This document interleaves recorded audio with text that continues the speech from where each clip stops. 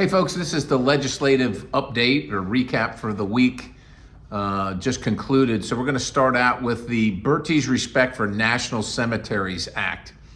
And what this does is it requires the VA to do a mandatory eligibility check as to whether you're a veteran and can be buried in one of the national cemeteries like Arlington or Fort Indian Town Gap.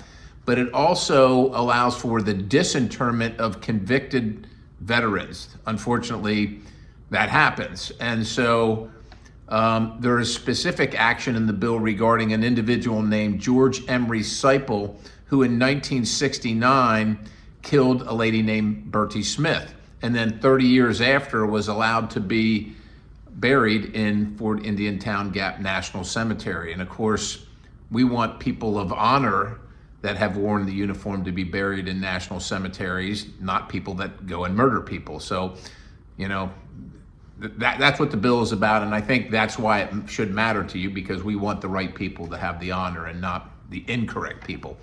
The other news for the week is we passed the continuing resolution.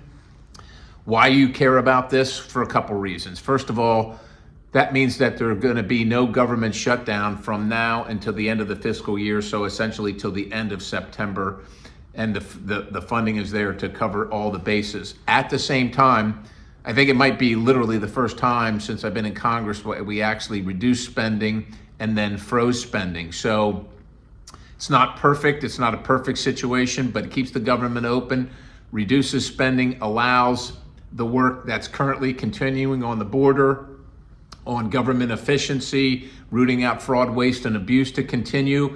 But it also disallows earmarks, which, you know, some people say, well, that's only a couple $1 million. That's actually billions of dollars in special funding programs.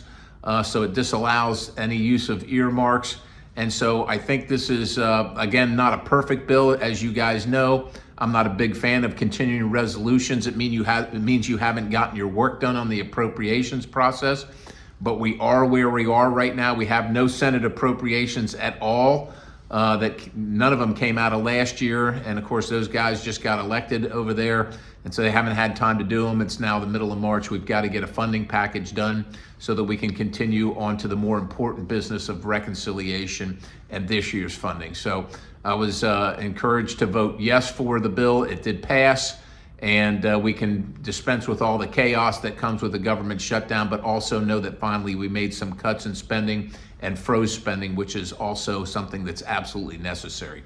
So that's the news on that. If you have specific questions, obviously we'd love to hear from you. But other than that, that's the recap for the week. And I hope you have a great spring week coming up, and we'll talk to you the next time we're in session. God bless you.